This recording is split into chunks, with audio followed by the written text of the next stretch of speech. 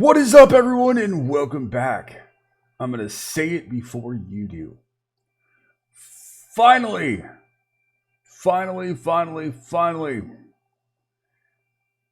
I'm getting to Unheavenly Creatures by Coheed and Cambria. The full record in its glorious entirety. And I'm in such an interesting emotional state at the moment as I get ready to shoot this. This is the very first time I've hit play today, and I just finally moved the album folder from where it was residing on the computer to iTunes,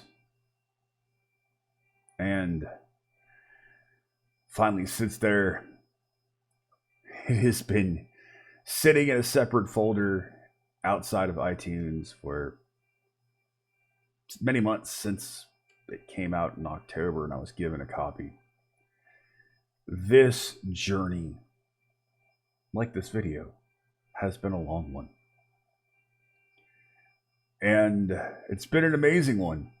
And believe it or not, even though I started covering Duran Gray and the Gazette and other really beloved bands with incredibly rabid fan bases first, this is actually the first catalog, at least of studio records, that I'm going to finish first.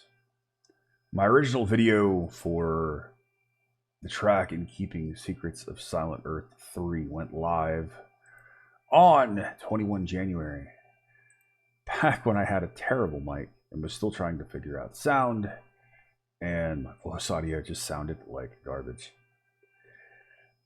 And I was still really just finding my way as a channel.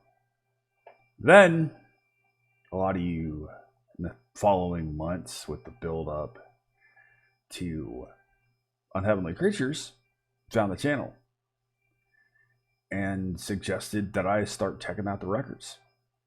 And we worked out the plan to do it in its entirety from second stage all the way up to Unheavenly Creatures.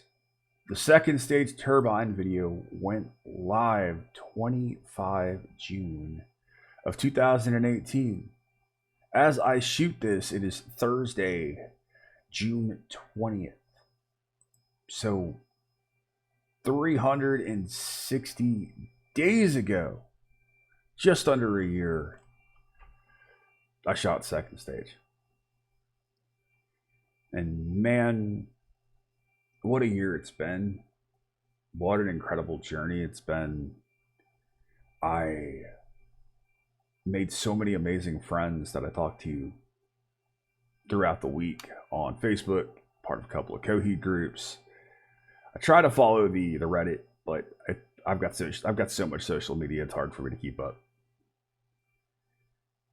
I had an incredible subscriber who's become a wonderful friend buy me a ticket to go see Coheed live in February at the House of Blues in Houston, which was an utterly amazing show, an absolutely incredible show, certainly one of the best live shows I've seen. I won't say they're the best band I've seen live, but they're up there.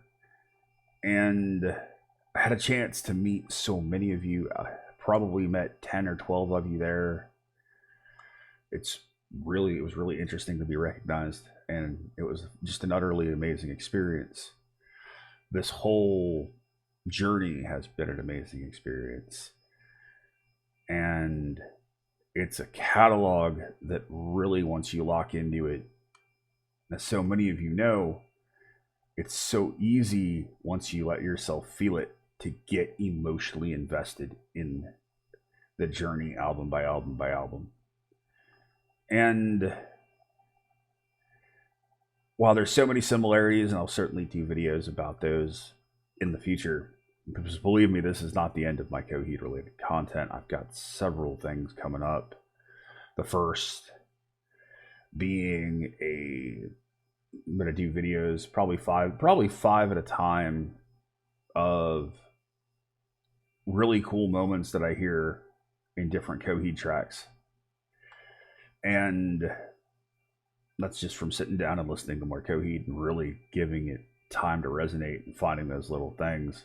Typically means sitting outside and enjoying a quality cigar and listening to Coheed, which I can be quite honest with you, does not suck at all. So it's been an amazing journey for me as a fan, for me as a musician, for me as a critic, and really figuring out some of those boundaries of being a critic and being a fan and being able to put the critiques there when I feel like I want to critique something while still being able to enjoy the music and revel in the emotional intensity and the emotional connection of it. And doing, it's so much easier in a lot of ways to do an album review as opposed to listening to it as it's happening, because I can stop and go back to something and break down those little things at different points. Here, it's like standing out in a rainstorm with a bucket trying to catch water and trying to catch raindrops to make up enough water to drink. It's being able to pick out those little things, and there's so much depth to the songwriting here that you're not going to pick up everything on a single listen. Things take, like anything, things take time to grow, and Coheed has such an amazing balance of that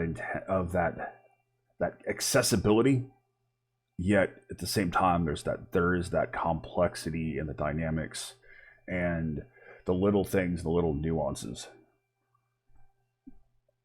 So it's a lot, and I do my best to pick up what I can and voice that to you guys while we're doing it. And you've been so supportive, so many of you out there. It's been an amazing experience. So I'm already emotional going into it because of what this has meant to me. This is going to be amazing. I'm so happy I get a chance to share it with you guys. I know you've been looking forward to it just as much as I have. So I've got 2 pots of coffee sitting next to me. I'm sure I'm probably going to need them both. This is a long one, ladies and gentlemen. It's one of the reasons why it's taken longer than it should have to get it done.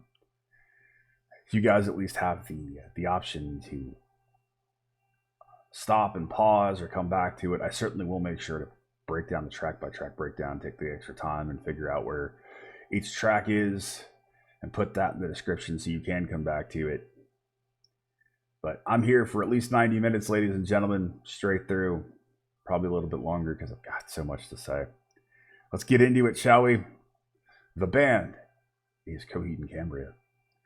The album is Unheavenly Creatures.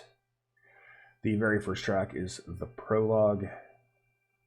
Here we go. Now, full disclosure, I have heard some of these tracks, both live, and I've covered Dark Sentencer. I've covered Unheavenly Creatures. I think I've done True Ugly as well. And certainly covered The Gutter, and I do believe Old Flames was played when I saw them live.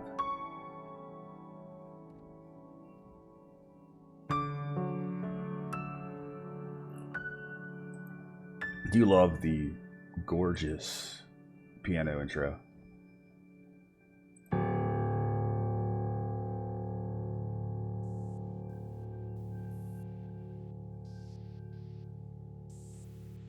Like how they let that note resonate. There's certainly a lot going on with their compositions. No, there is no time. Space. I'm not gonna lie, the voice sounds like the Protoss from StarCraft, which is awesome. All story starts there. The dark piano intro here really reminds me a bit of Evergrey. So does the spoken word. In a romance between a pair of unheavenly creatures.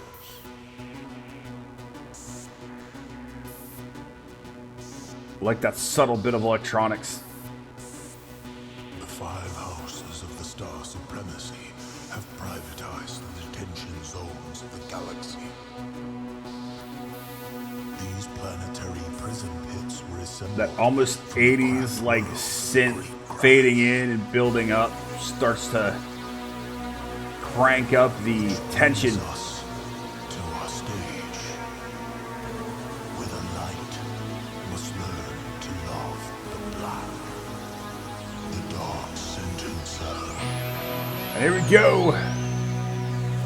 And of course, they did play the prologue when I saw them live, so I've heard that before, but it's been since the live that I've listened to it.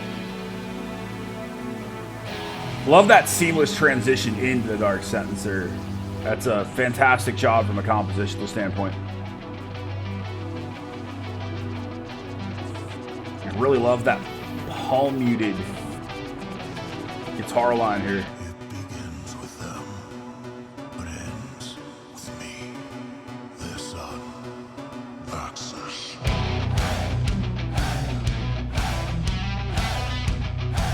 There's so many cool little nuances to the way they write riffs. And the tone of those little harmonics they use with the palm muting. A lot of subtle little things.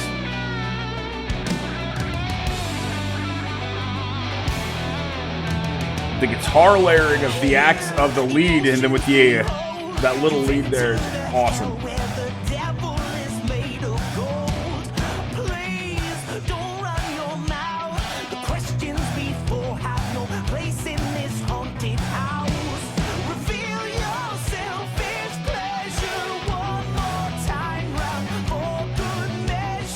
Get chills rolling up my arms already. It's already happening. I kind of figured it would. Love how the hey is timed with that hi-hat hit.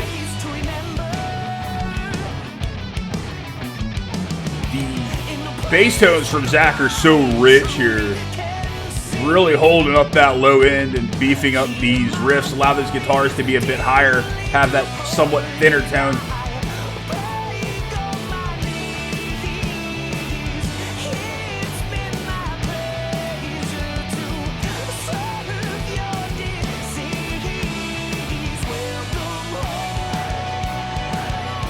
Gotta love that bit of callback there.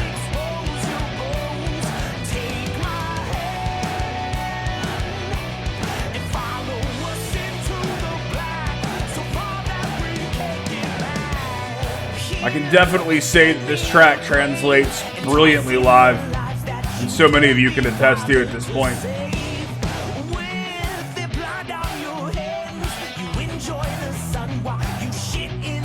Really love how they work that in the track, that constant backing hey chant with the open hi-hat hit.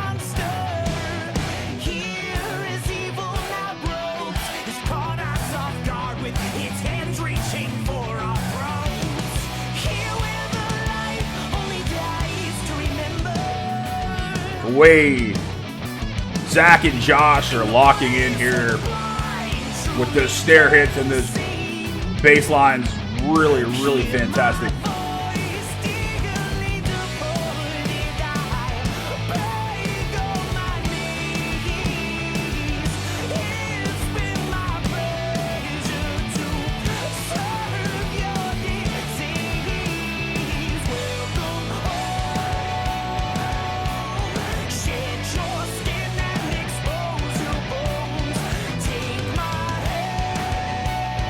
Also love how the bass line and the guitar accent are holding that same melody. Now the flexibility of Zach really comes into play, where he's holding down that root, locking in with Josh while the guitars go out and do their thing.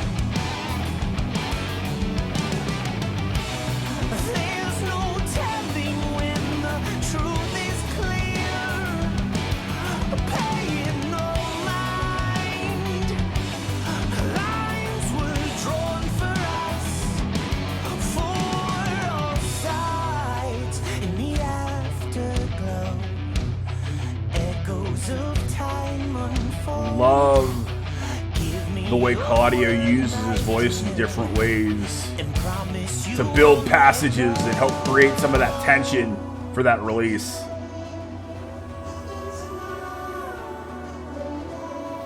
Cool little bit of falsetto there. Also like the electronics. That usage is really slick.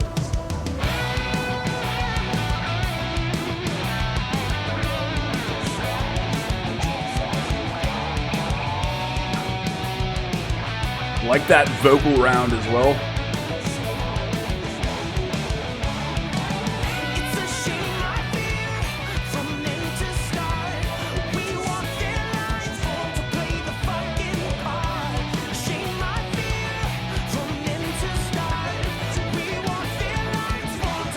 I gotta be honest, I don't feel like he needs the F-bomb there. I feel like he could have written it without it. That's a little lazy to me to drop that in there to make it work.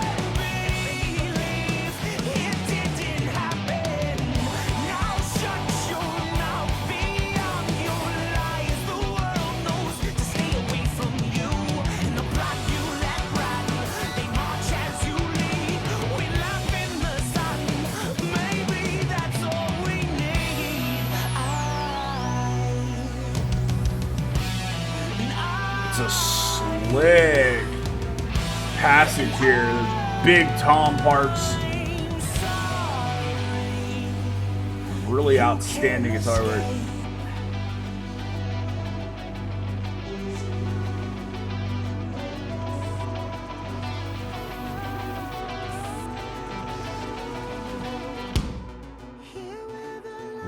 I love the snap and the attack of that kick sound.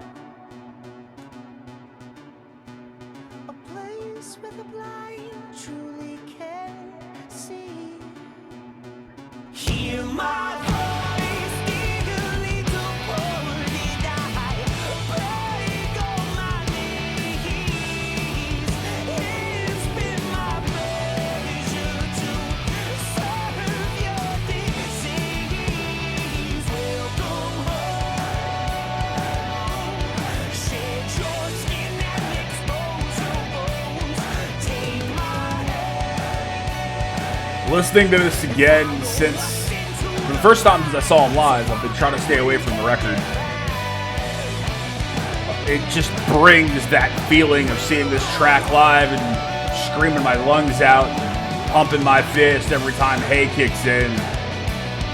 It really makes this have more impact. I feel like these tracks really do hit me harder hearing the ones that I've already seen live.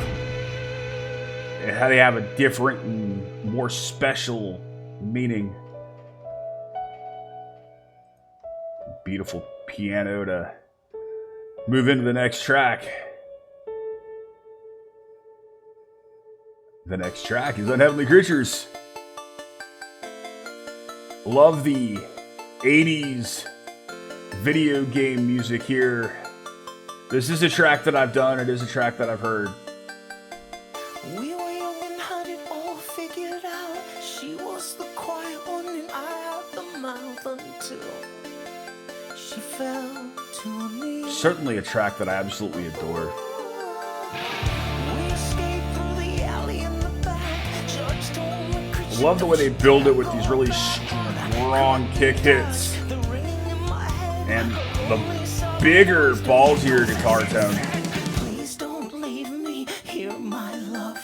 Oh, pretty angel swinging from your cable. I feel Biggest things I love about this track is the bass work. like a son of a gun. Did anybody treat you bad?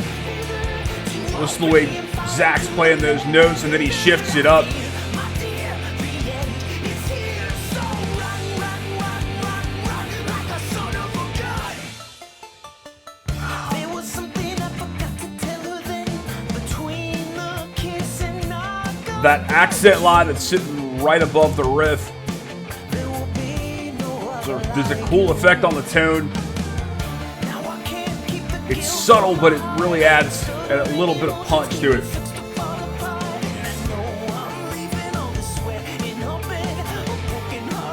And so does that hi-hat work. It's one of those little things that stands out to me.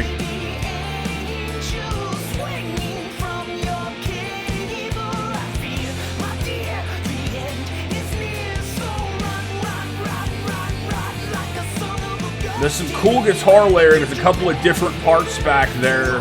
There's the main line, there's some counterpoint, and then there's an accent. So quite a bit of layering.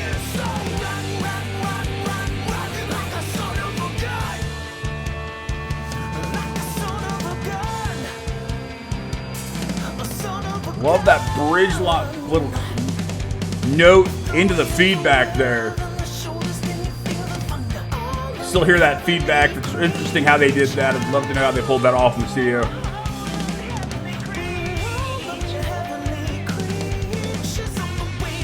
Absolutely stellar fills by Josh there.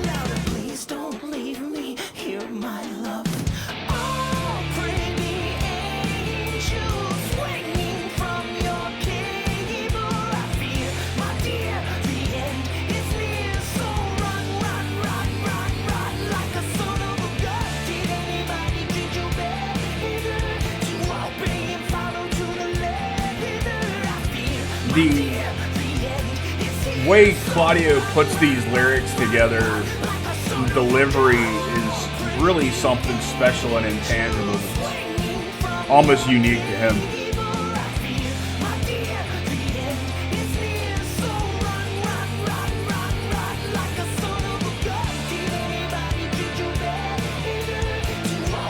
Love how they brought backing vocals there. Even if I hadn't heard the track before with little nuances like that, I know the end of the track's coming.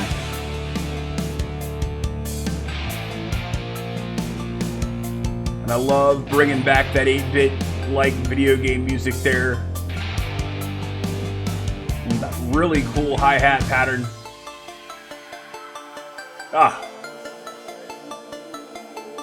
Unheavenly Creatures, it is so great to hear you again, my friend. I have missed you.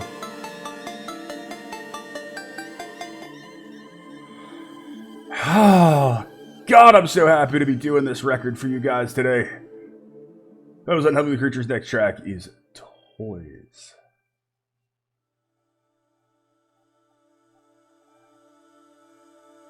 Getting into the tracks that I haven't heard.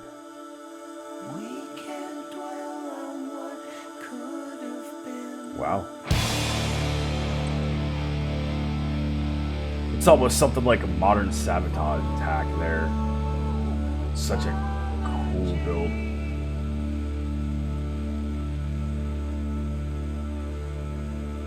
The road that stretches out is calling us.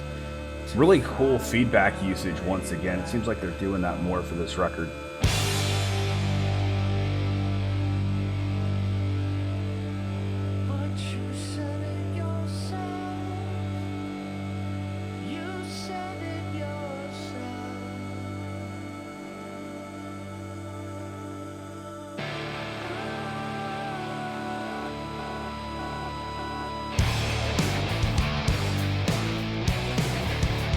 That is awesome. It's got a kind of mid-90s alt-rock kind of vibe to it. Big, muscular riffs. Really cool guitar accents there.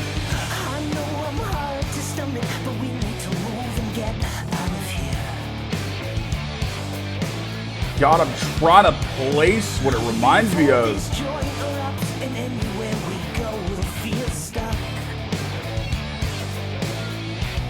I like those little palm muted pick scrapes and the different little subtle wah usage.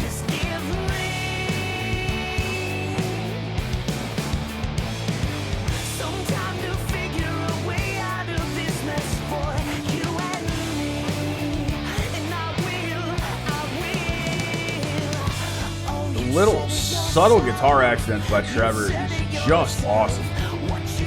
Or correction, Travis, my fault.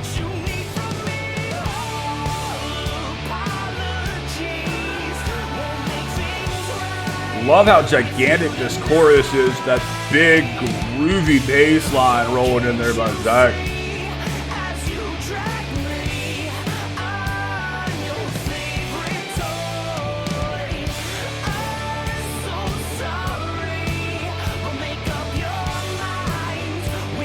like they've taken some of the best parts of Coheed they're known for and peppered them all over these songs. That big vocal, overlaid vocal there.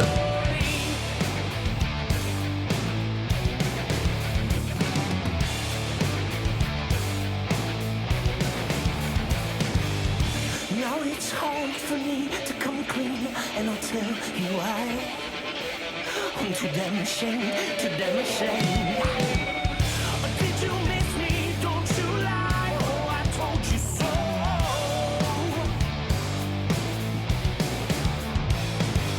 Your broken heart is on my fault. There's no room. That's a cool effect there. Oh, don't you cry, don't you cry.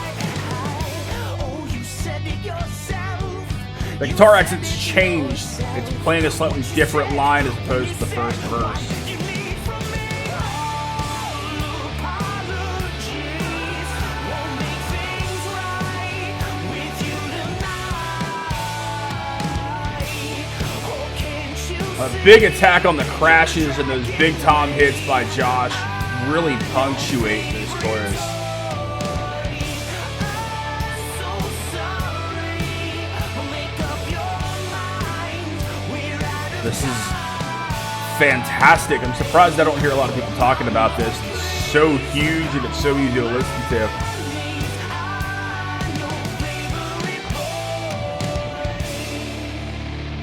That cool breakup effect there on the guitar line. your favorite boy. Changed the way he was attacking that passage vocally a little bit. Your favorite boy. Bringing some cool little atmospheric and ambient textures here. Your favorite. Listen to those rim shots that Josh is playing on the rim of the snare. That's very cool. And I love how they managed to mic that to pick those little nuances up. That's awesome. Great engineering. Great tracking.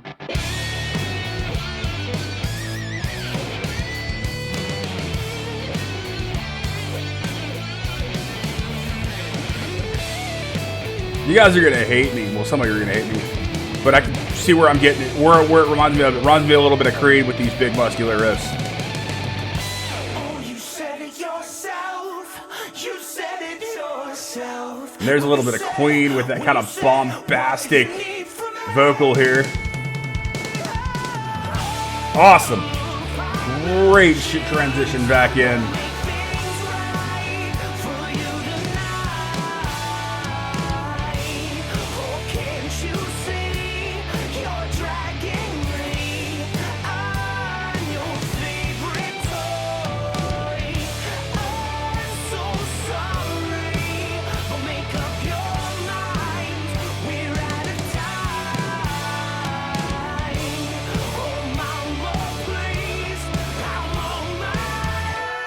Certainly love the OOs.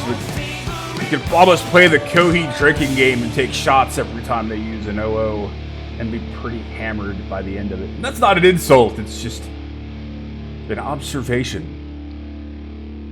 That was Toys. Next track is Black Sunday. And no, I'm not willing to play that drinking game. I'd be toasted before we got halfway through a record. That's a cool way to open this up. Definitely heavier Coheed, and I'm never going to complain about getting heavier Coheed. You leveled everything I ever loved. The mood just completely changed. It's darker, it's heavier, it's more aggressive.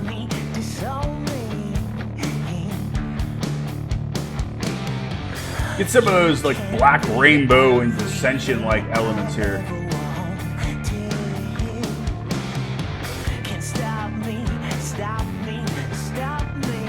Some badass bass line by Zach there.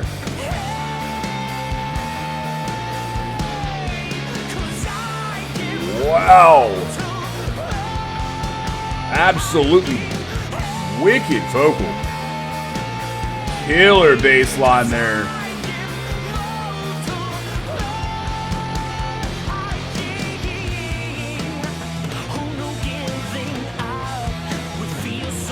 This is probably one of my favorite choruses I've heard from these guys.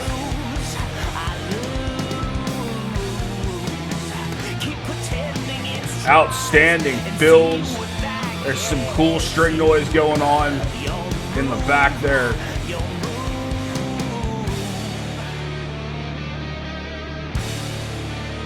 Love that very maidenish, priest-like twin guitar attack there, bridge in the verse.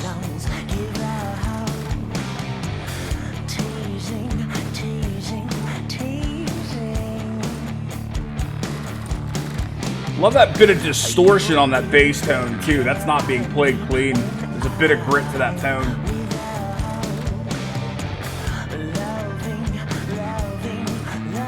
And that cool effect on the guitar, on the accent guitar tone. What? A little bit of a growl there? Are you kidding me? That's awesome.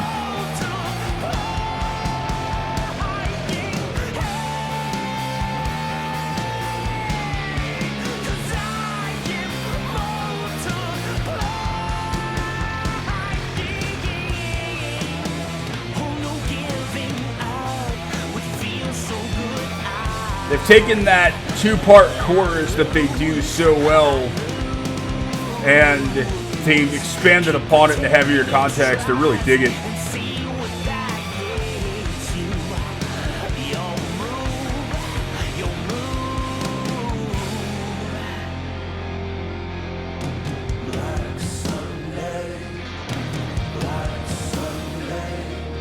That's a cool pick scrape they use there.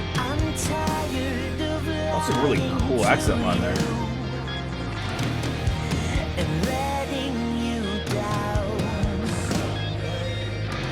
The situations turn off from abuse.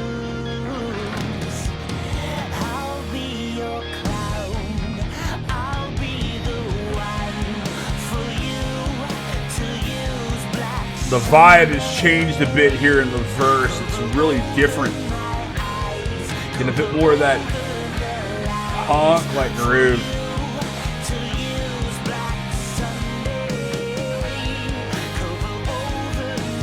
That lead line, that exit line's doubled. You can really hear it.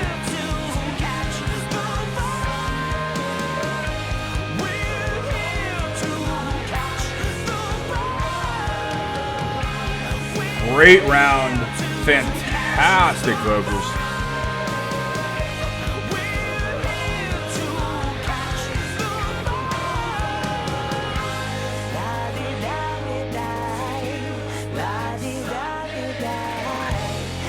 That's gorgeous. I like that shift into the military style snare cadence. And I like how they backed it down a little bit. It's not as forward as it was, so it's there, but it's not overly present.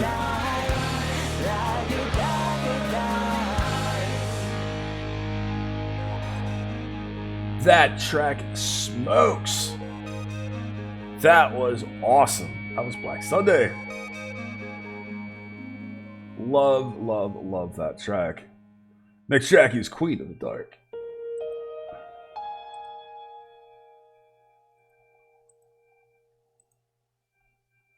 I was wondering when they were going to break some of that tension.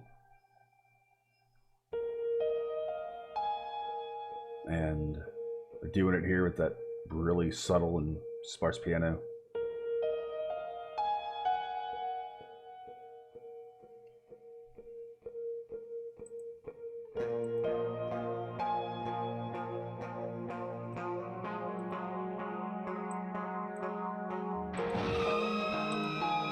Awesome. Really cool feedback.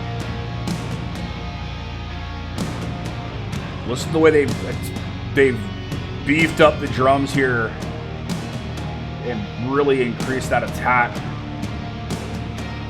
The toms sound massive.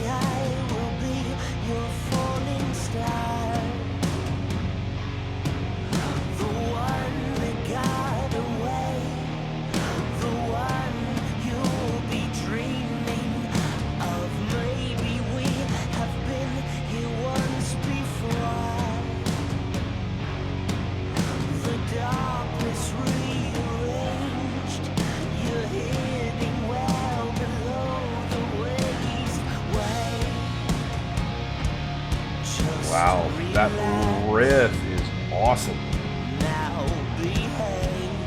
So the piano broke the tension. This just brought it back.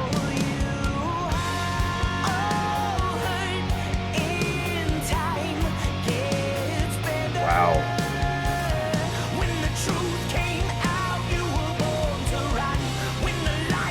That subtle orchestration, it's just barely there, right in the back. It really adds a bit. Sounds like it might be a guitar effect.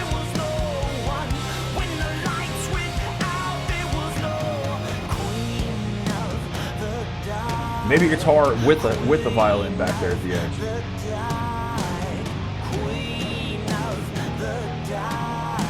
Man.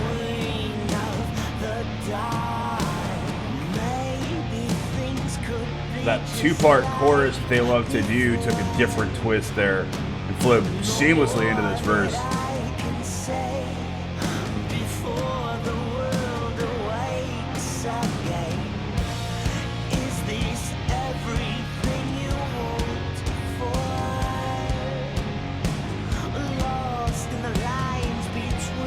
It's amazing how important the drums, specifically those toms, are to this track. They're mixed a whole lot more forward than they have been previously in the record. And they're clearly there to really impact the listener.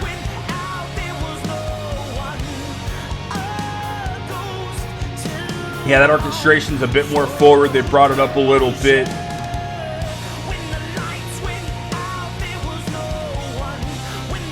They're building this track masterfully.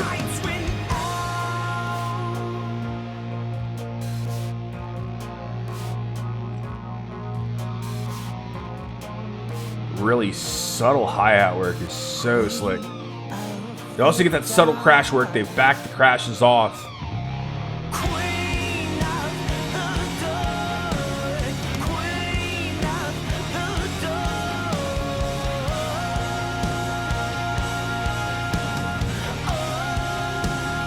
Man.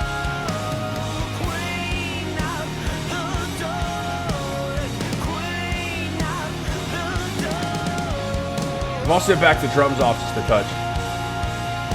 That kick's still really right forward in your ears though.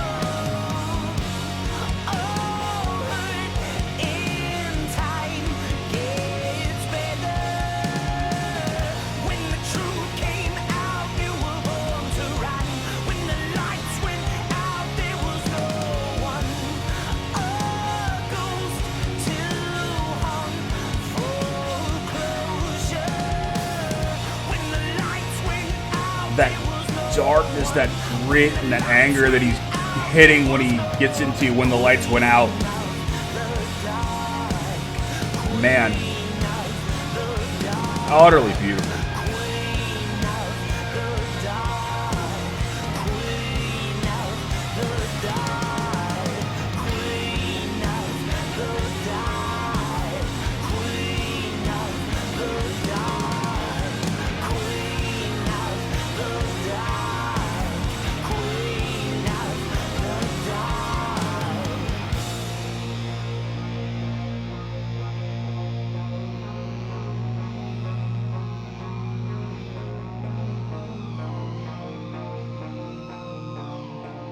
Oh, that was incredible. Love how they're ending it with those really aggressive guitar accent tones. Queen of the Dark. Next track is one that I have heard live. Next track is True Ugly.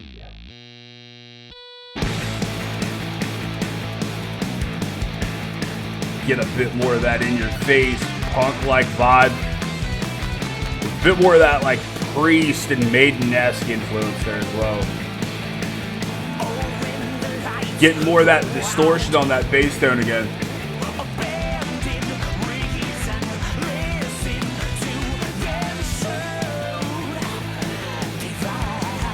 It's interesting with the guitar tone they use here.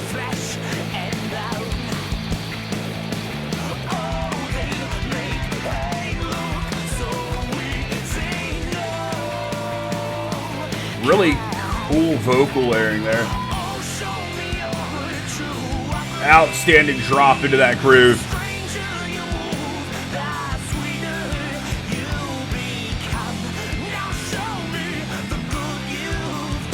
I always love it, the little things they do with those accents. You get that riff, and then you get those little accent lines.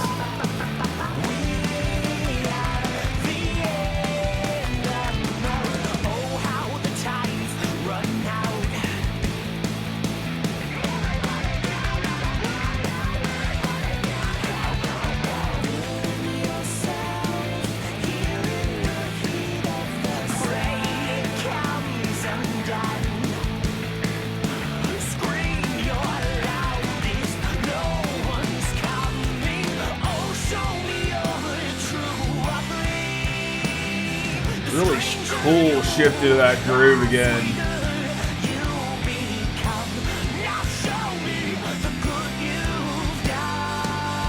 Whenever you look at the chorus lyrics, you can kind of tell when they're going to break it up.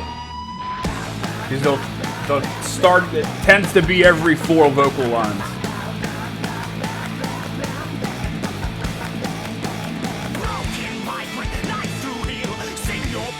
That's awesome. Great shift. Love that darkness and aggression out of his voice there.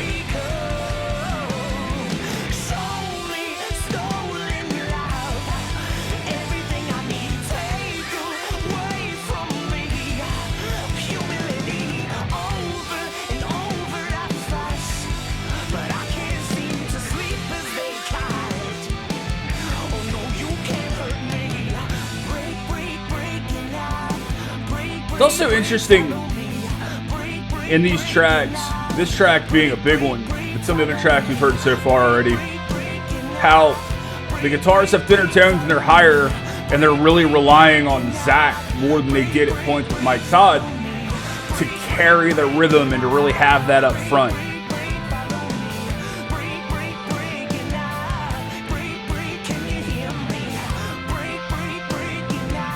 Really lets those guitars do more things on their own apart from the main riff.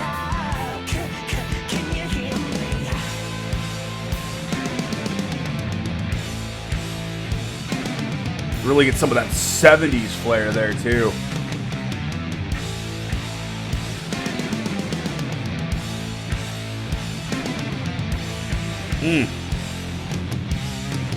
The way Josh structures those runs with the guitar lines is absolutely tasty. The stranger you move, the sweeter you become. Now show me the good you've done.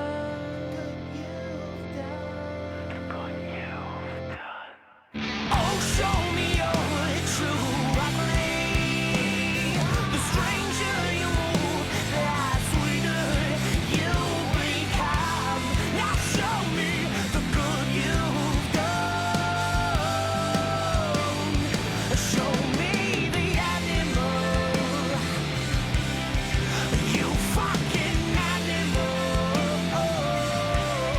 Don't feed us the animals, 'cause we're not done with you. Get almost that Steve Harris in the way Zach's getting some of that string attack with his fingers. Awesome. There's no good you've done. Oh, show me your true ugly. The stranger you move, the sweeter you become. Now show me the good you've done. Show me the animal. That's only the second time I've heard that track, and the only time I did hear it before then was live. That was True Ugly. That was glorious. Lots of good things to say about that. I need to hear that more. Next track's Love Protocol. Buried a key inside my Getting a bit more of that old school Coheed here. They'll observe the ex you child.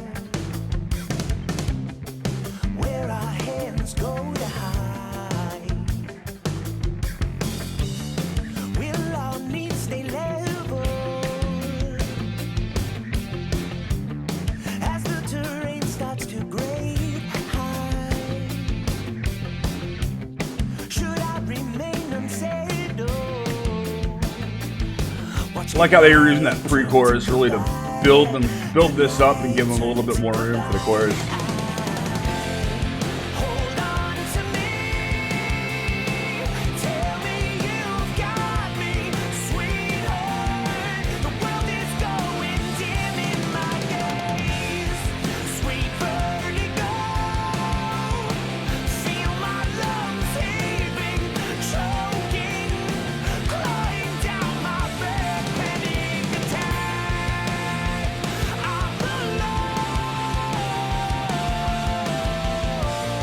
Such a killer guitar song, great little chords and licks.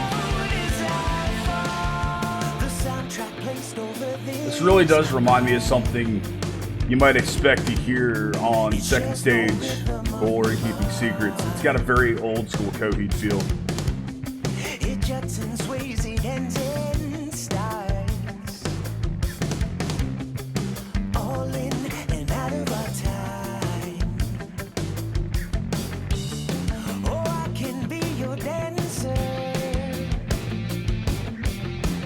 It's a really cool riff, and I like those little subtle accents there.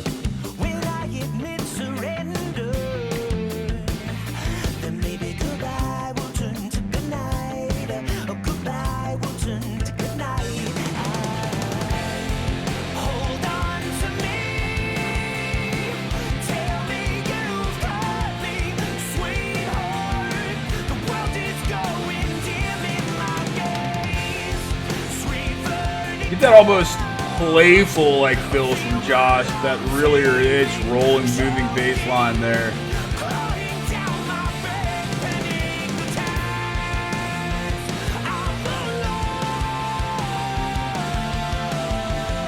Love the way Zach feels his bass line out.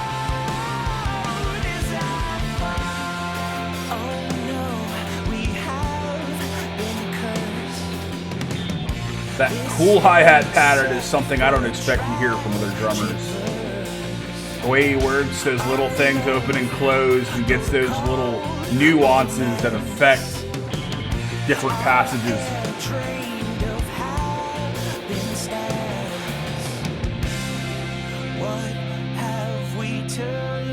Cool little keyboard accent popped in there.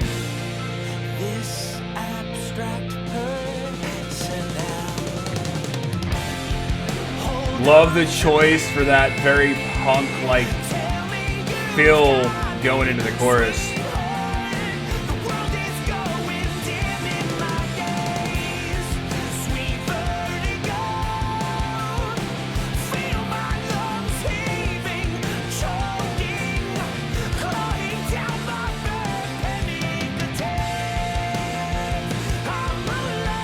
This is a really great track, and it's one that I just listened to listen to.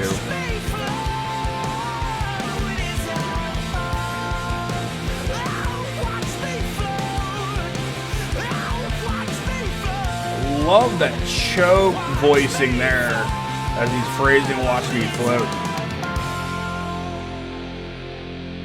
Oh, that was killer, man. It's another one I haven't heard a lot of people talk about. The next one is one that I know is a fan favorite. Next one's The Pavilion. I know they're playing this one live. I knew it was not played when I saw them.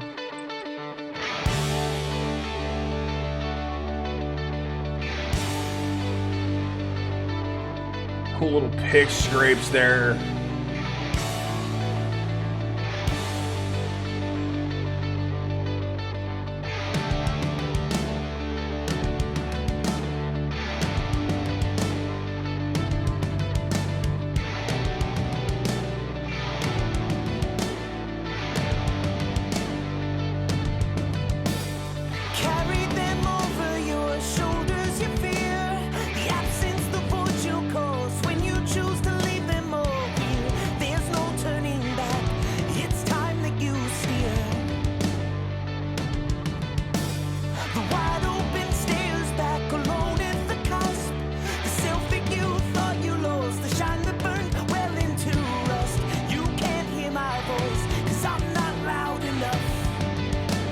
It's a really great build.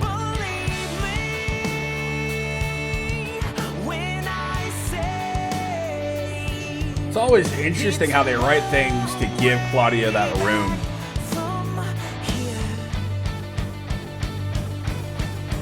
I like how they continue to tie that guitar accent line there and they change it. Awesome.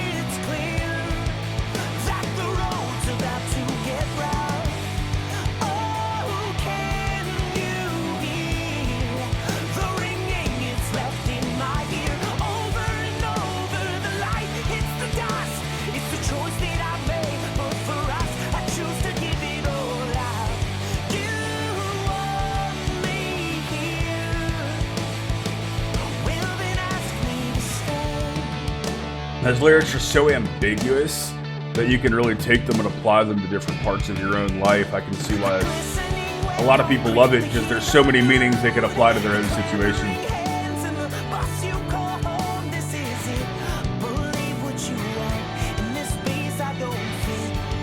Love that subtle orchestration there. That's a great touch.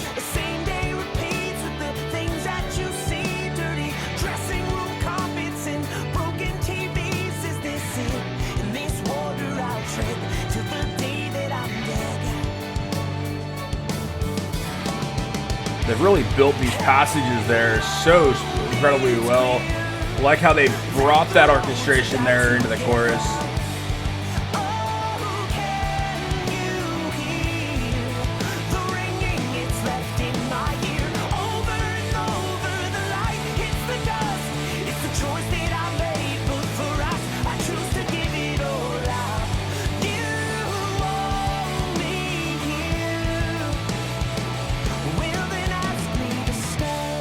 Absolutely love those ending lines there. The chorus, you want me here, then ask me to stay. And it does have a very Sabotage-like vibe and something like Where the Crowds Are Gone.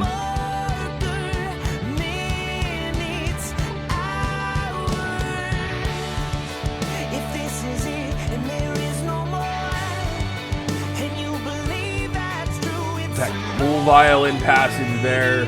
Adds that little bit of hit, that punch in your gut. It's a great way he emotes that vocal line too.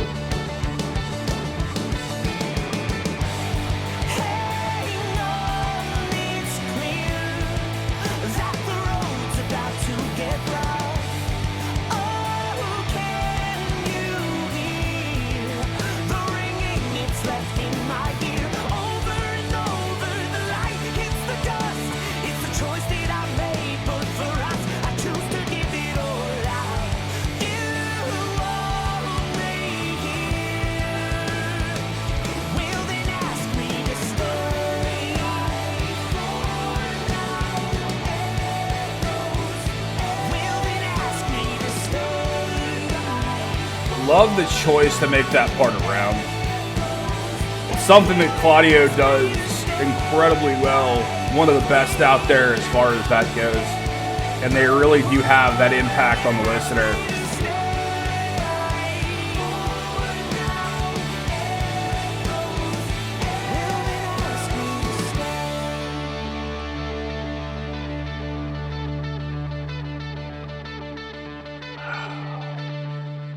Pavilion. Outstanding. Got about 5 more tracks left, ladies and gentlemen. Next track is Nighttime Walkers. Get a little bit of that Unheavenly Creatures feel again there. Love that 80s synth-like feeling.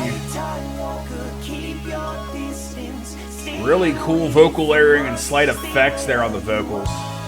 Very cool textures.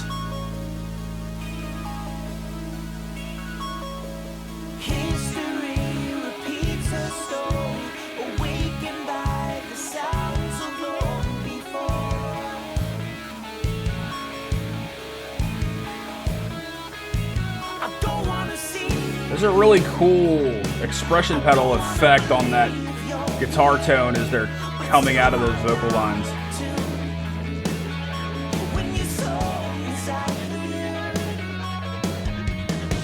The drums got a slightly different attack to it than previous tracks as well. That snare's a bit brighter, a bit stiffer. They probably use a different snare sound for this.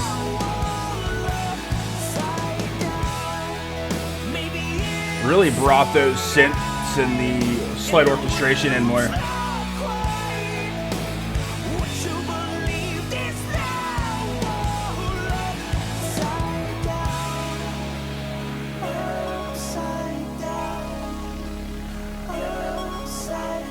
Such a cool phasing effect, and really like that vocal effect chosen for texture and color in there.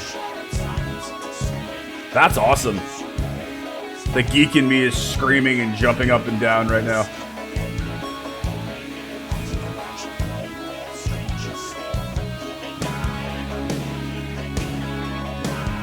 Definitely getting a bit of StarCraft.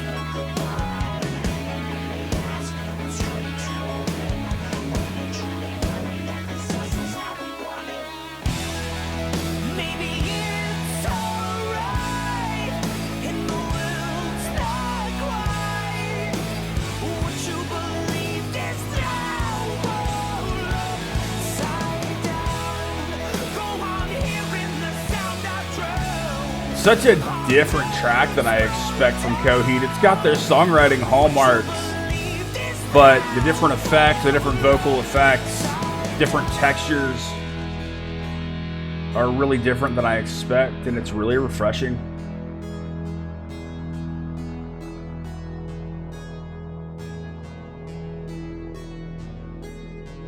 Such a cool riff, man.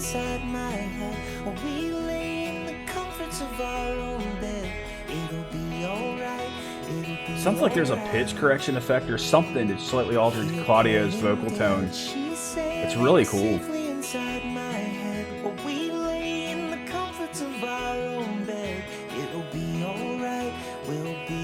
You still got the richness of his natural vocal tone.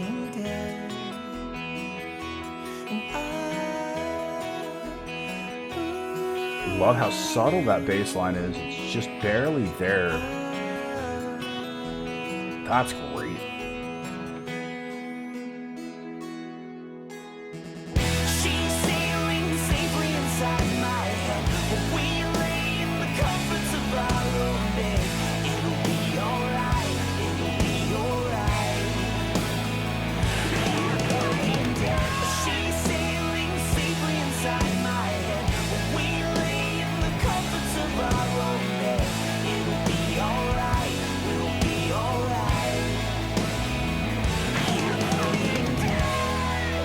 That's a cool vocal shifted in there, that shouted bit.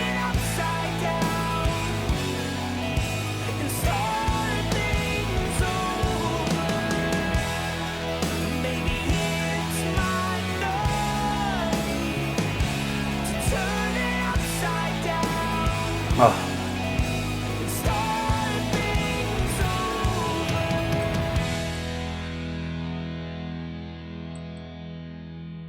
That works. It's just a different track for Coheed, but it really works in the framework of the record. And while it might not be one that I go back to on its own a lot, it's really fantastic to be positioned where it is inside of the story and inside of the track. The next track is one that I am intimately familiar with, one that I've seen live, one that I've done the acoustic version of. It is, you guessed it, The Gutter.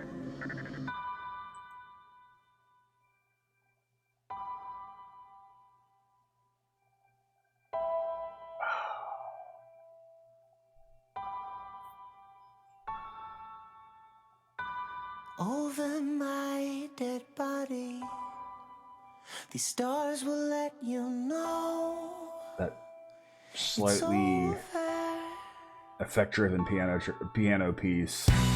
Now if I had my way, I would leave you here to waste There's your a final cool, days. probably an expression pedal effect. It's really subtle on that bass line. This was not my fault, and time they've shifted up the guitar tones they're using here. More bite, a bit more aggressive. bit more forward in the mix.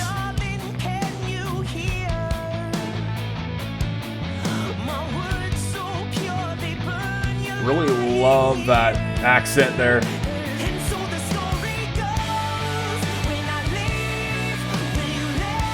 Absolutely one of my favorite tracks that I've heard from these guys off this record.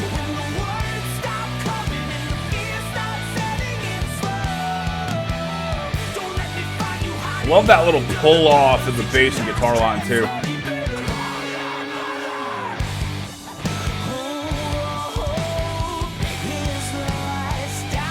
And a really cool multi-layered guitar accent.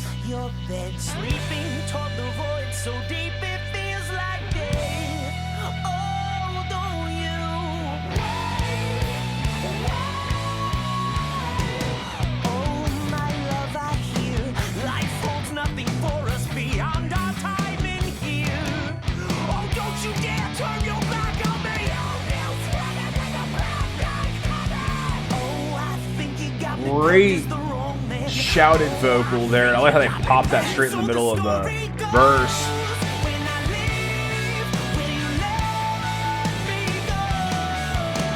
The chorus has that feeling like you're floating. Something that if you're a Gazette fan, you'd be very familiar with the way guitar player Uruha writes. It's kind of a similar feeling. You also get it from bands like Mercenary and Soilwork. Love it.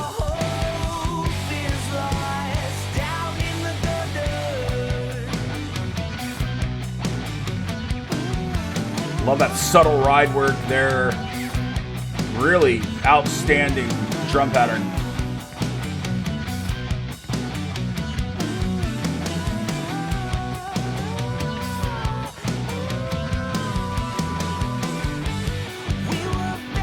Personal preference, I wish that ride cymbal work was up just a touch in the mix, but that's just me.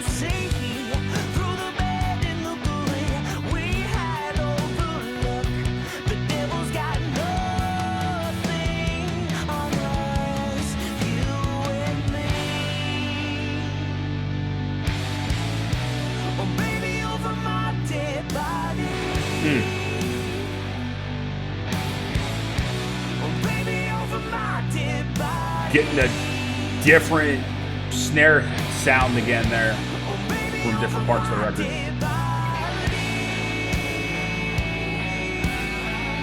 There's that Maiden and Priest influence, that gorgeous harmony.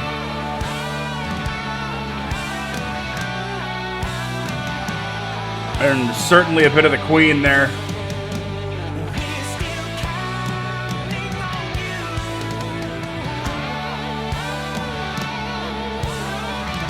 Really fantastic way they're working the harmony in with the lead. Really skillful, depth guitar playing there.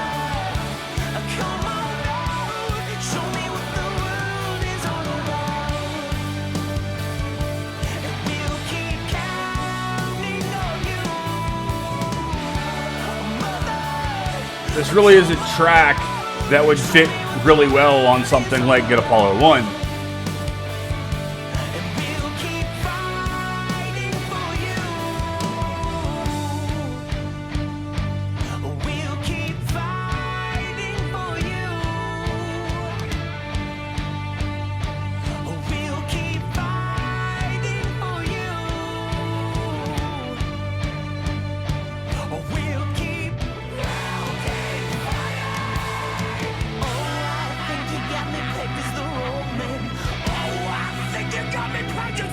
I love the way he picks that anger and that vitriol up, and then he goes back into that vocal.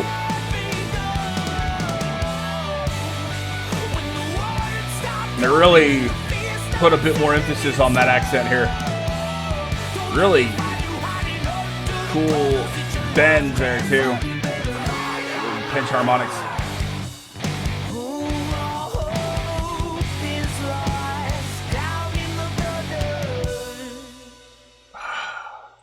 Oh yeah, that's the stuff. It's like when you take a big swig of some of your favorite beverage and it just hits the spot. That's exactly how that feels. The next track is All on Fire.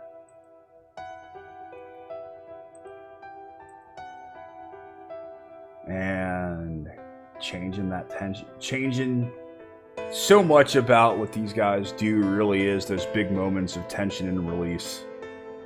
The hooks to release the tension, though some of these hooks, especially some of their darker stuff, increase the tension.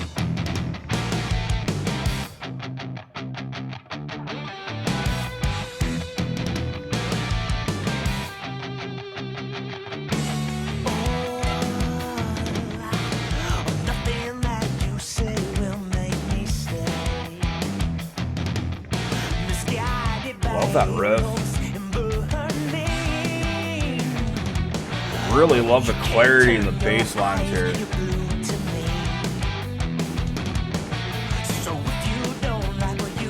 I like the little triplets and the attack and the tone on that guitar.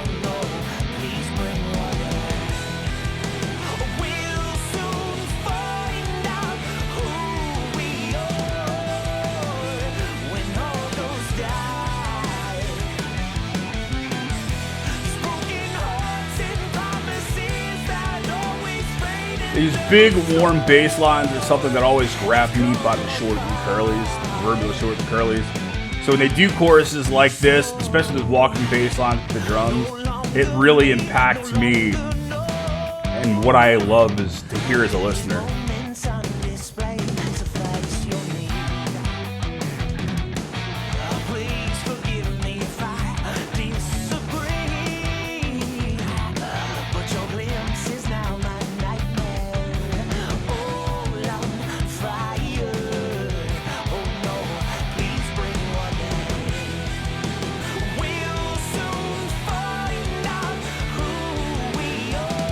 Last line of the verse, but your glimpse is now my nightmare. Really powerful.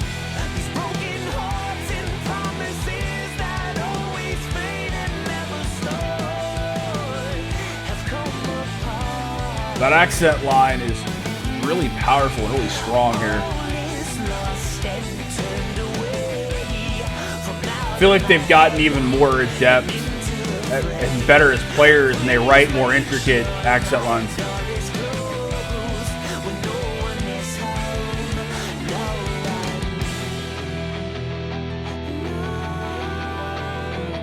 Great use of keyboards there.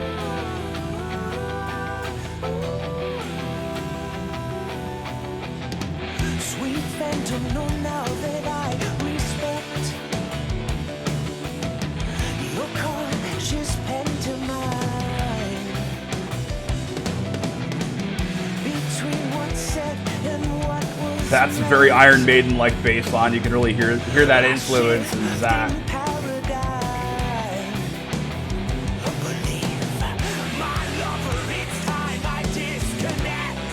Yes! Love when he gets aggressive and dark like that.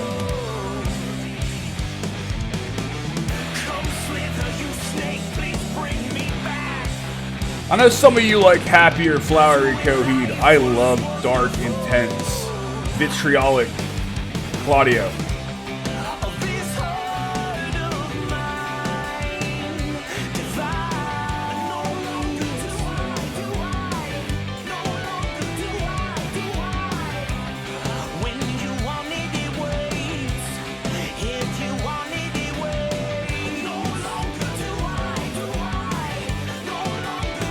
It's a really cool accent lick right there under that vocal line.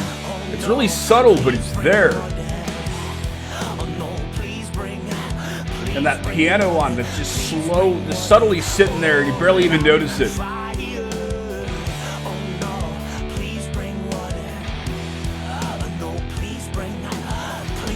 God, that nuance is just outstanding.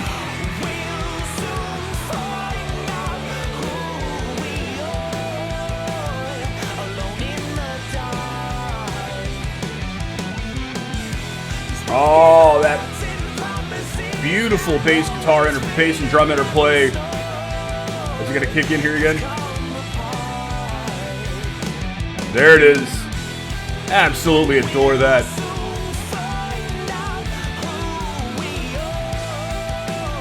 That's the way that bass line's evolved.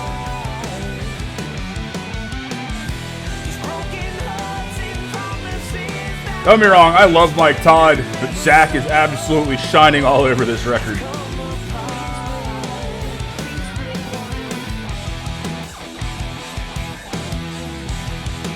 Oh!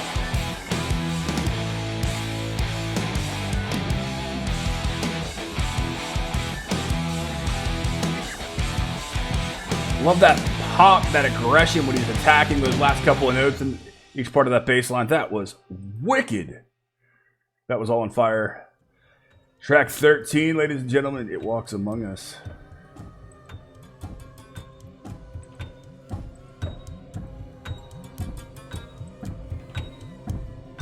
Really cool, like, tribal percussion there. Sounds like there's like a subtle lute or something involved. Definitely get a bit of that 80s metal vibe again.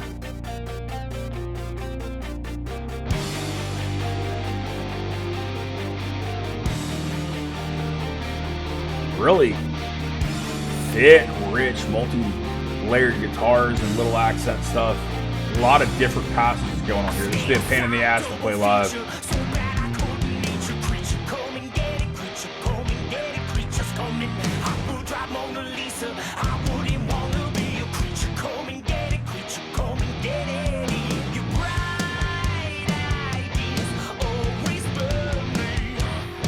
I love that he's using those black rainbow-like tones for vocals again. Yet at the same time, vocally and lyrically, it reminds me of something I'd hear off Second Stage. With like the phrasing and the grooves and the lyrics.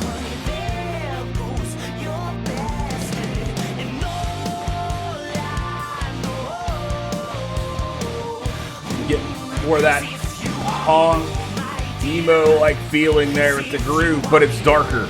It's got more bite and aggression to it.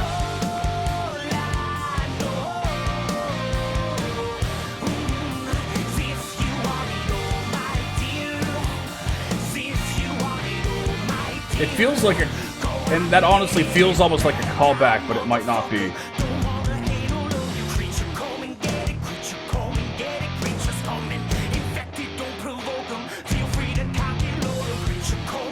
Notice how forward and big those drums are again.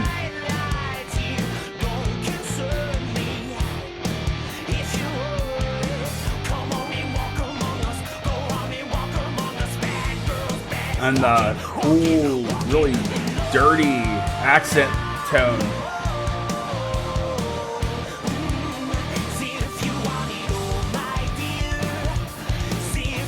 That kick pattern is awesome. The fact that he's doing it with a single kick just is incredible. That most players would have to use a double kick to do that, to get that feeling. That's awesome.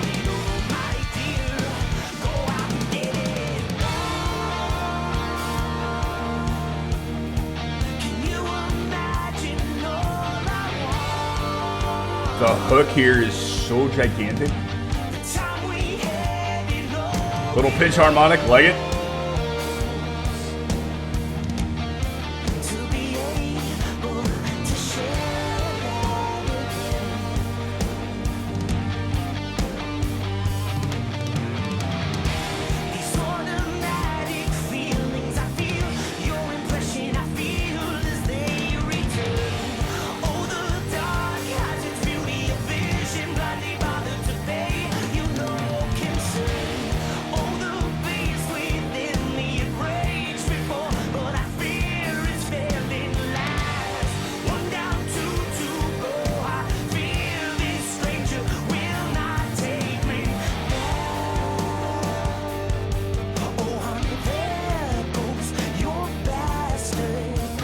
Love the use of that as the refrain, bringing that back again.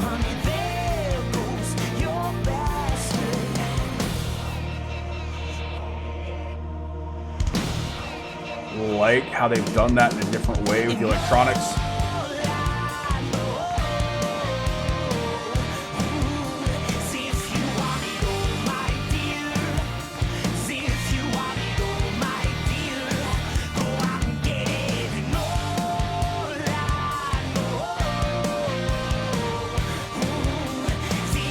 God, I love that groove. It's so simple, but it's so infectious, and it feels good. Even the lyrics are dark as hell. There's so many little things that it's going to take me multiple listens to pick out all the cool little things going on in the back there.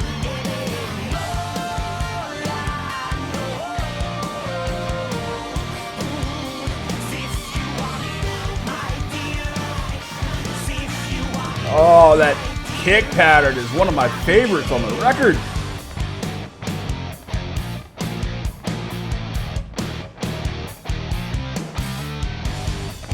The riff and that groove together, just lock it in like that. We're gonna ride that out.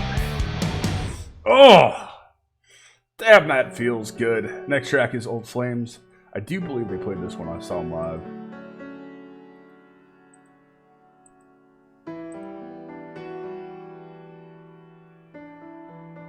I could be wrong. Beautiful piano there.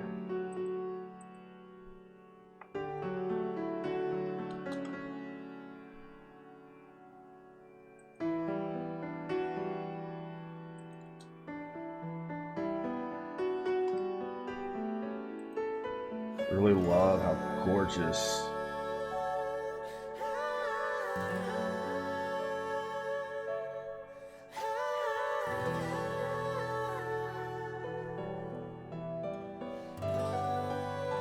I love how the acoustics have come in there. Hey, what became of my head? The beats in my heart. Definitely get a bit more of that punk feeling once again.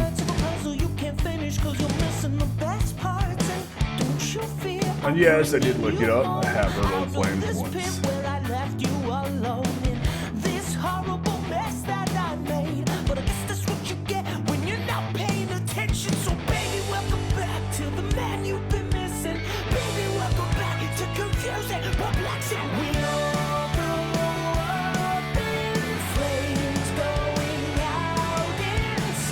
Certainly works well, really well live. Big, boisterous chorus.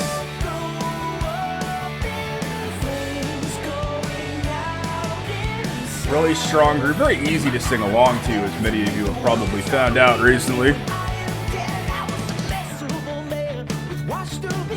And again, it harkens back to earlier Coheed, Second Stage, and IKS3.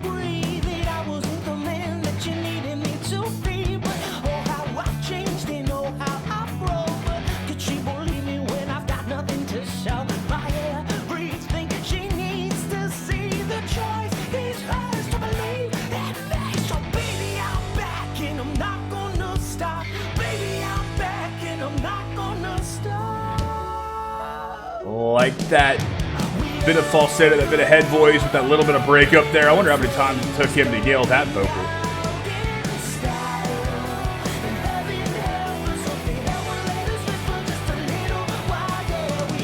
Drum pattern, one of the most simple of the chorus, just easy going and driving. Really letting that groove and that vocal take over there. Yet there's still a cool accent line.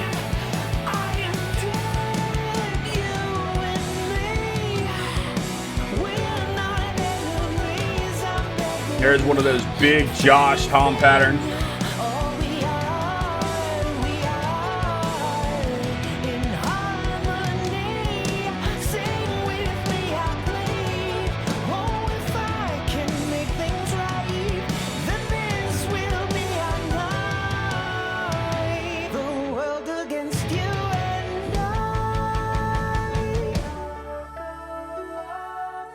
I like the drop there with the piano. Certainly something they love to do to back that tension off, give you a little bit of release to build back up. Just like that.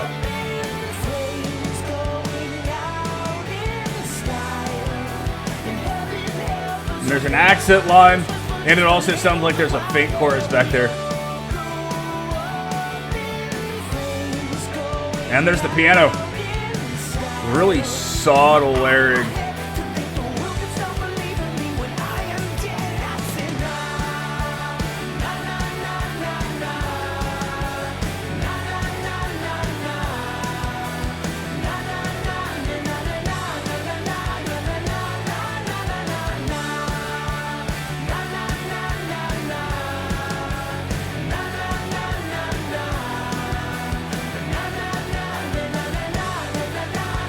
Definitely a live song. My goodness.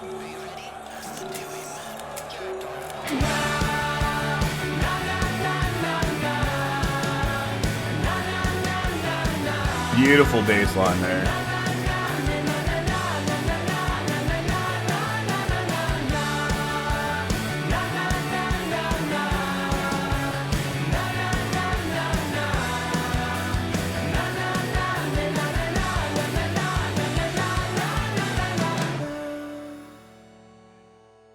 Oh man, Old Flames. Looks like we're gonna get about 40 or so seconds of fade out, different textures. Wow. Good, it gives me a time to top off the coffee a little bit here. Yes, I'm about midway into my second pot. Which I kind of figured I would be, so invoke the 7 P's. Proper previous planning prevents piss poor performance. Thanks for taking this ride with me, ladies and gentlemen. This is the last one coming up. This one's going to be Lucky Stars.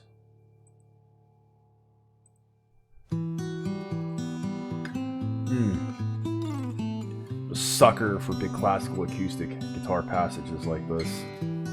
So this doesn't hurt my feelings. And again, I love it when they keep the string noise in for stuff like this. I feel like it needs to be there. Adds a bit of more impact to me. Chasing as we try to compete. Get a very Floyd-like vibe there. Each other's time.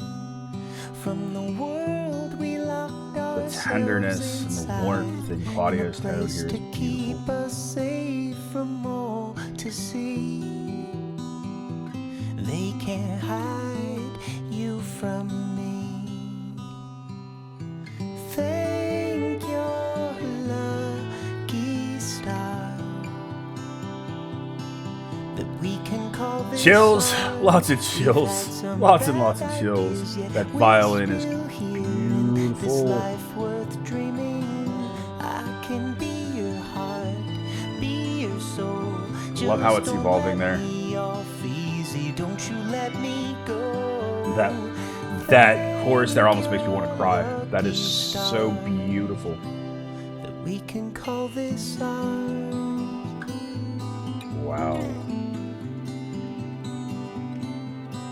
Oh my goodness. Lovely mess we find ourselves in, we brave, it's so bold.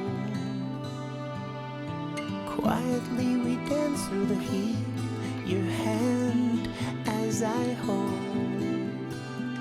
But their warnings left us no concern as we swallowed the truth whole, unoriginal. We're losing control.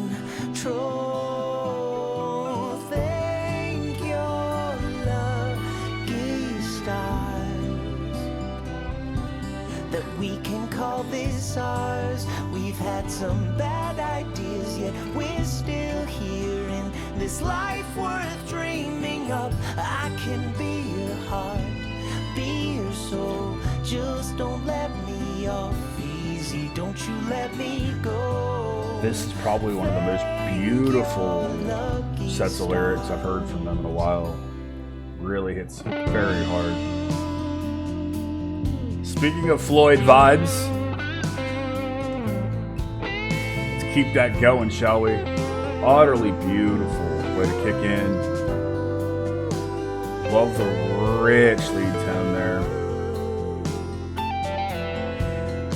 Knowing they both play Gibsons, you know how they're getting it.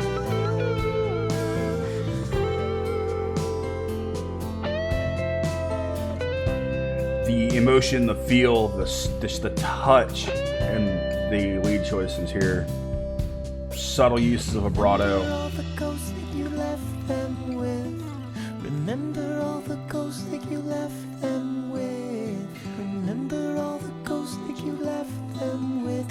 Don't give them up, don't give them up, don't give them up.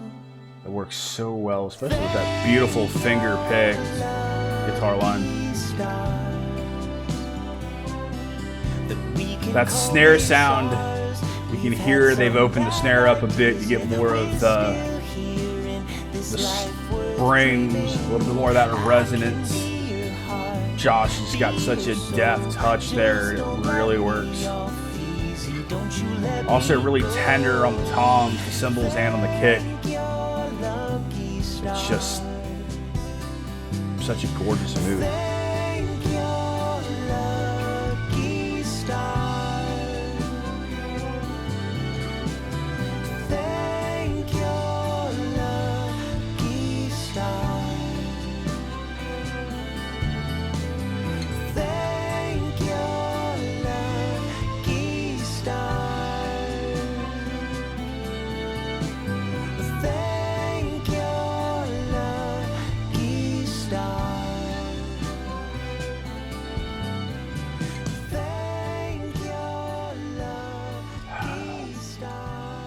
Man.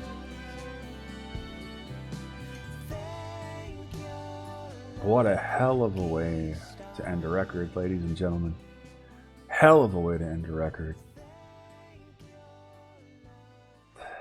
For these last few notes, as I try to gather all of my emotions together to have things to say here.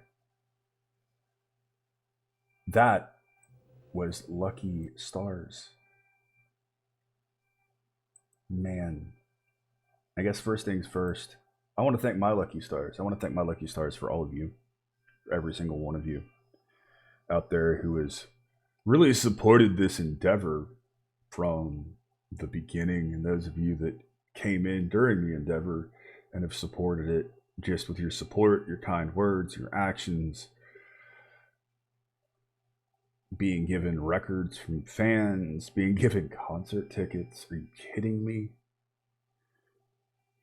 Never, ever, ever, ever would I have expected that doing videos on YouTube and providing my opinions and my take on Coheed would have generated what it has for me, for the channel,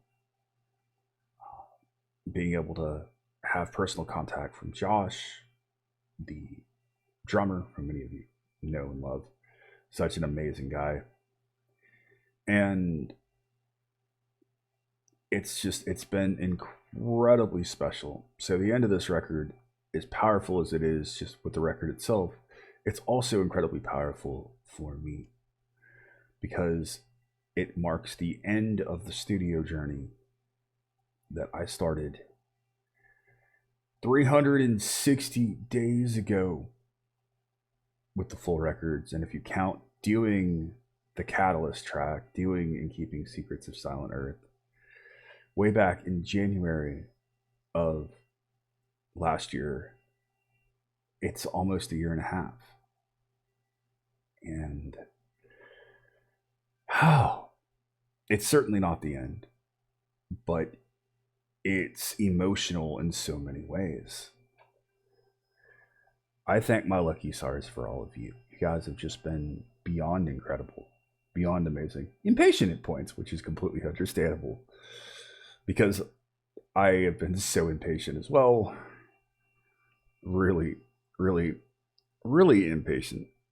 It's really hard to have a copy of something that you can't listen to because you know how much it means to so many other people out there. Thousands of you, mind you, which is pretty impressive to think that videos I do like this, especially long videos, and this is going to be, I knew it was going to be probably 90 minutes and we're going to be looking at that, would be viewed by thousands of people. Are you kidding me? I didn't think I'd get 100 views for videos, and some I do, but some I don't.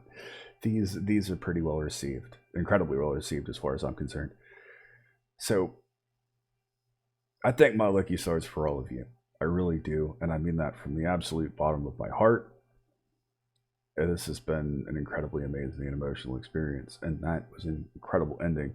And normally I'd clap. However, I have my two loves of my life my two dogs, Luna and Sam, not too far away in the room with me, and they have been very wonderfully asleep for the past 70 plus minutes, and I do not want to wake them and stir them up and have them think they're going out just yet. Matter of fact, when I started this journey, I had one dog. I had Luna, my girl, who was kind of the catalyst for getting a second dog back in September. So I'm trying to think. I think it was in between Get Apollo 1 and 2 when I got Sam, because I think I did get GA1 right before I went into surgery on my nose, and then I think I got him like 2 weeks after, right as I was starting to feel better and starting to move around again. So in the process of doing all of these videos, I wound up with the second dog. If you follow my Instagram feed, you see a lot of them.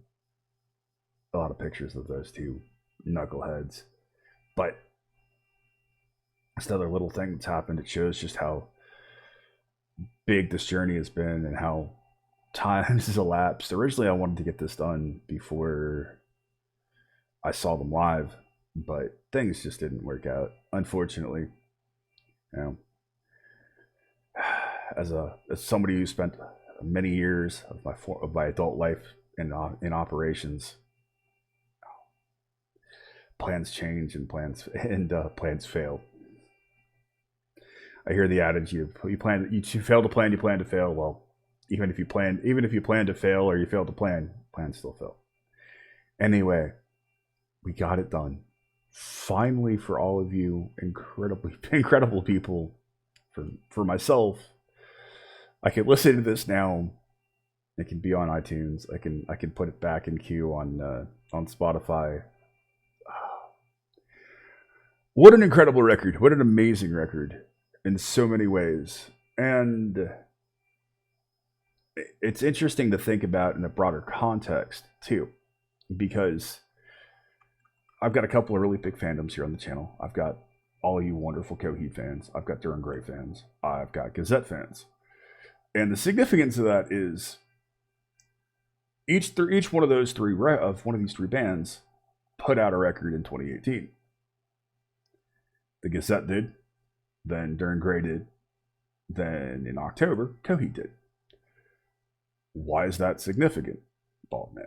Well, because they all have a similar concept in each record from each band sounds like a culmination of the band's sound. Because each band, like Coheed, has different parts to their style.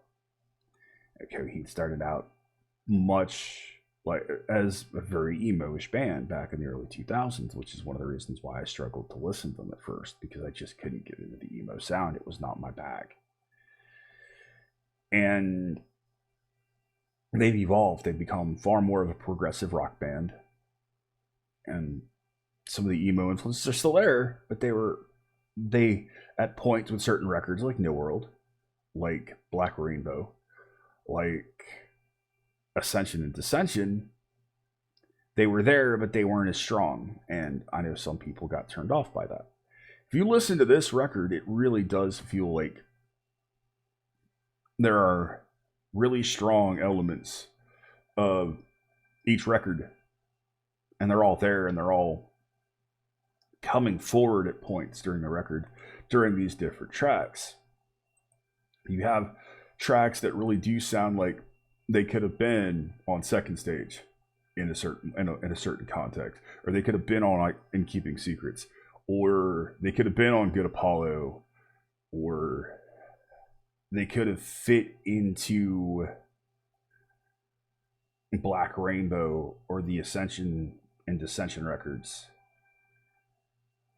And honestly, I feel like a little bit of that came forward with a record that a lot of people have issues with, and that's Colors Before the Sun, because again, you got more of that feeling back in some ways. You got a bit more of the emo coming back, a bit more of those more upbeat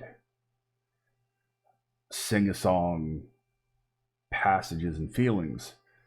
And I feel like it took that to create this. And I can see why some people don't like it, because if you're a fan of the more emo-y stuff, the darker elements might turn you off. And there's some tracks on this record that really do have that big, dark Black Rainbow vibe, and I love that. But then again, I love dark prog. I'm a big Evergrey fan, and I have been listening to their new record quite a lot lately. So I love the darker, edgier, more aggressive parts. I love that. I love the fact there are even a couple of growls and aggressive vocals here on the record. Are you kidding me? I didn't expect that from Coheed. It's amazing. And this record has such a strong flow to it. It feels like so many other records do, where you've got different parts and different acts, but they're so good about how they structure a record as far as the track list and how they want the record to flow and feel to the listener. There's a lot of thought behind that, and it really shows here because it's a very cohesive record. You know, what they do concept wise, it's not easy. It's not easy to do so many concept records, to make them feel the way they do, and to have them flow the way they flow. There's so many textures, there's so many layers, there's so much going on here. I cannot pick it up in one record, or one listen. It's just impossible for me. So we'll probably revisit this at some point. When, I don't know. I've got a lot that I want to do, a lot that I want to cover right now. A lot of Patreon requests I need to get to. A lot of bands that I feel like need to be promoted. A contest coming up next month, giving away some records, which will be awesome. But it definitely requires looking at again when I've had more time with it. There's so many different textures, there's so many different elements. You can really hear different parts of different songs where they've changed up the guitar tones, they've changed up how forward or backward or back things are in the mix. The mix is gorgeous. It's incredibly well mixed, it's incredibly well produced. It's at points, and that's because I do have some hearing loss.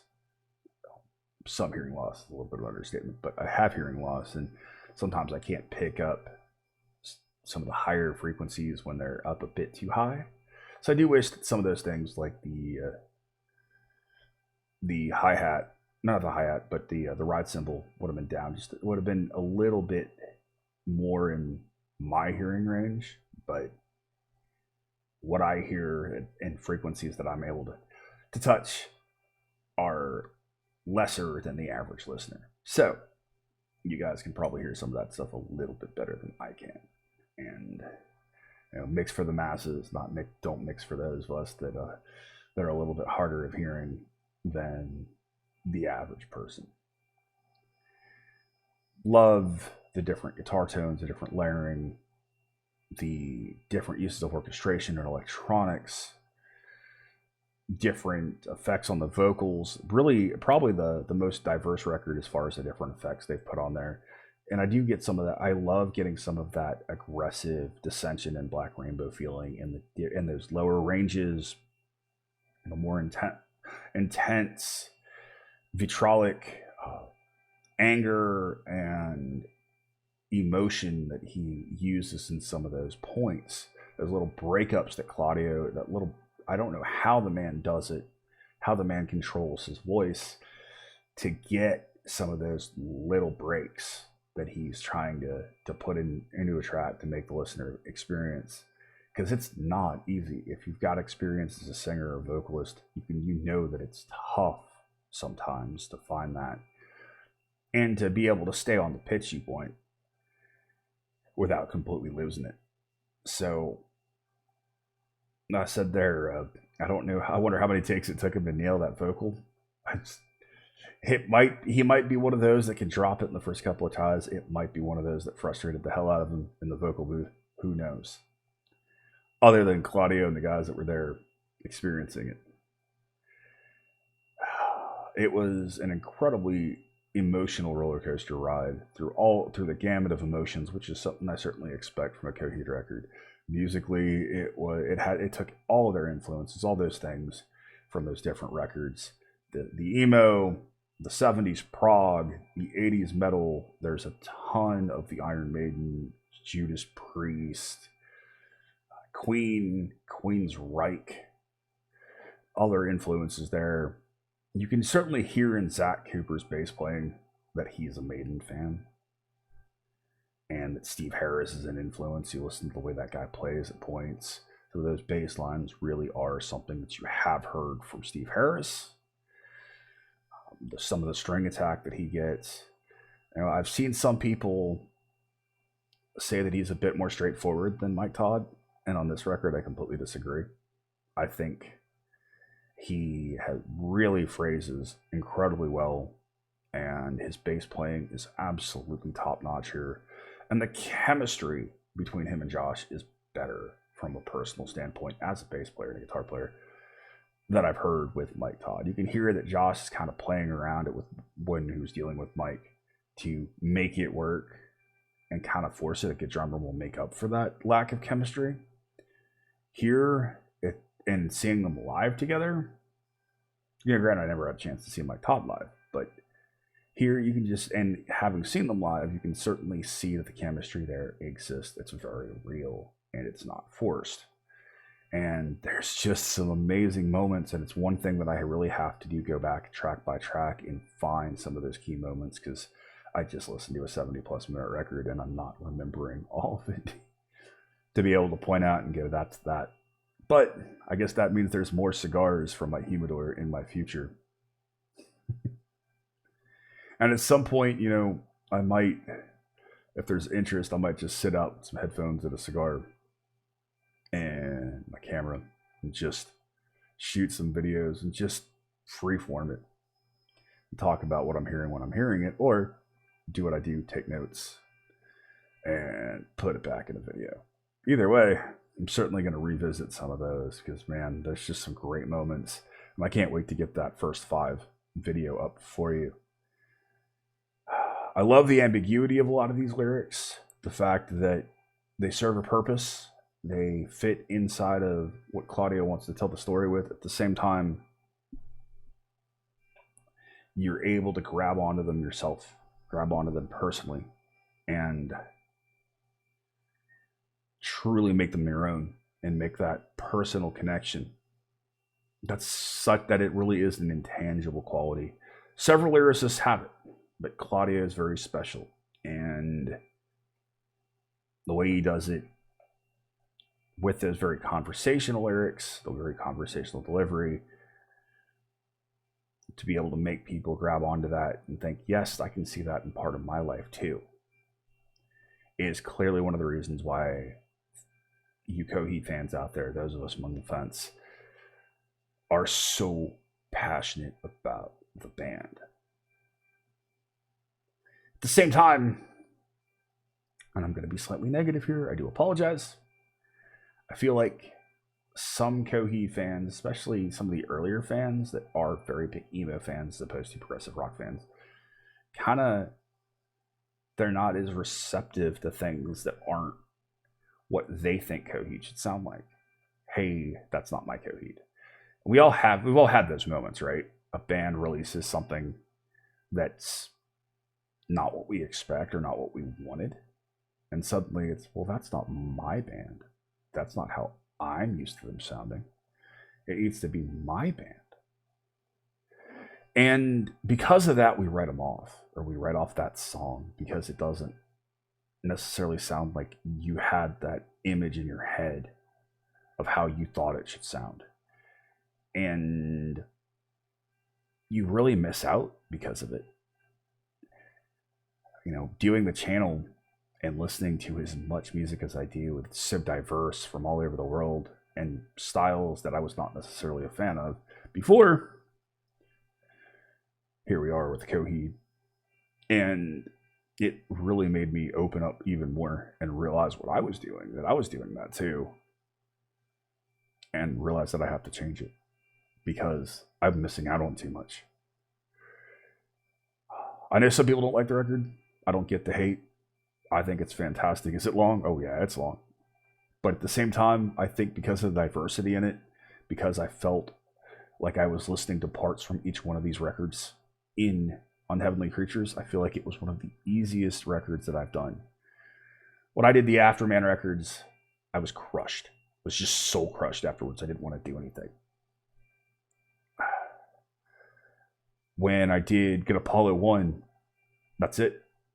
I edited the record and I was done for the day. I didn't want to listen to anything else. I didn't want to do anything else. I was just wrecked. And I don't feel that way with this record.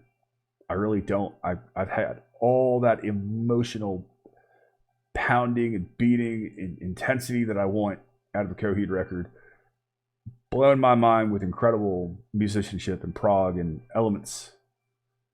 But I'm going to go listen to something else when I go to the gym tonight. So, and I'm going to go do other things, and I'm not going to feel like I'm done. This record is truly an amazing piece. It's truly an amazing record, and I cannot wait to revisit it for you guys at some point down the road. I certainly will. We'll certainly talk about this one again, and I need to do it with the other. I need to start going back to the other records as well. Where would I put it in the framework of things at the moment with one listen? It'd definitely be in the upper echelon of the Coheed records. For me, my top Coheed records are the Afterman records. It's and kind of in that order, Ascension and Dissension. And I'm one of those rare people. I really love Black Rainbow. I go back to Black Rainbow quite a bit, so that sits in my number 3 spot. Get Apollo 1 sits in my number 4 spot, and this would probably easily sit at that number 5. Though it could possibly transcend Black Rainbow with enough listens, and where it sits right at that number 3 or number 2, if you just want to call Ascension and Dissension one record. Kind of call it like Soilwork did with The Living Infinite and just consider it to be a double album. Then it could fit there at my number 2 with Get Apollo 1, or with Black Rainbow and Get Apollo 1 right behind it. Which one is higher than the other? Well, I guess it depends on the day. I know a lot of you early fans are going to be mad at me because, quite honestly, second stage for me is at the back end. I think my least favorite record is Colors. Not to say that it's a bad record, but it's one that I go back to the least. And second stage is right behind it. Main reason, production issues, mix issues, and it's you can tell it's their first record. You can tell they didn't have a budget, and it's just the mix is a bit rough for me, and it's just a bit, still love the record, still enjoy the record, but I don't go back to it as much as I go back to the rest of their stuff. And that's kind of the big thing for me is, how much do I go back to it? If I go back to the record a lot, then that's where then that's kind of what moves it up my rankings, is how much I listen to the record. So, but this is an initial, I do think it's going to sit easily in the top records in the Coheed catalog for me, because I love the balance of it. I love that combination of the darkness, a little combination of different elements, the light, the prog elements, the emo elements, the heavier stuff. Just that meld and blend of it all makes it incredibly strong and diverse for me. And that's really what strikes the biggest chord when I listen to a record, is just how diverse it is. And do I get all of those different elements that I love in one record? And I certainly do here. And that's why I love it. So, it's been a long one, ladies and gentlemen. I'm sorry. I guess, as much as I hate to use the cliche, sorry but not sorry, this record deserved it. You guys deserve to hear a lot of what I had to say, because I owe you so much. I really do. It's a debt that I can't repay, but I appreciate you and I love you. I really, really do. The weight has been lifted, and I'm so happy to do this. I'm so happy that you wanted me to do it. And I thank you all so very much. And thanks to all of you that have become friends. And I cherish being able to share life with you. You guys have been amazing, and the journey is not over. We've got so much more Coheed content to do for you. You're just gonna have to let me know what you want me to do. I will keep cranking it out. There's a lot of the Neverender stuff, which I'll probably have to put on BitChute because, and this might wind up on BitChute. By the way, if it does, I guess I'll put something in the front, but just put ad block on because I know that it throws ads on. I don't monetize the BitChute page, so I can't monetize it on YouTube either because it's copyrighted content. So run ad blocker. That's what I would do. I love you guys. Thank you. Thank you to my law enforcement, military veterans, first responders for what you do every single day. As always, you have been awesome. I have been Brett, otherwise known as Baldman, otherwise known as Brett. I'll see you in the next one. Be excellent to each other. Keep headbanging.